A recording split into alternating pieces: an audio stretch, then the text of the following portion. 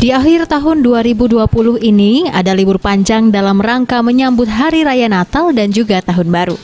Menyikapi hal tersebut, pemerintah Kabupaten Muba mengambil kebijakan memperbolehkan para ASN untuk mengambil cuti.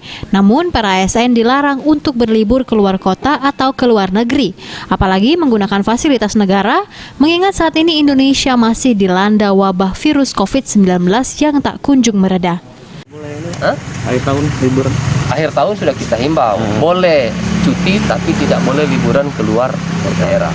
Apalagi menggunakan fasilitas kendaraan dinas, apa tidak boleh. Kalau ketahuan nanti diberikan sanksi. Ya, oke ya. Khusus di Kabupaten Muba, hingga saat ini Kabupaten Muba telah memasuki zona oranye penyebaran virus corona COVID-19. Tapi pihak Pemkab Muba sendiri masih terus melakukan pengawasan dan memperketat penyebaran virus COVID-19. Ruzi Iskandar, PAL TV.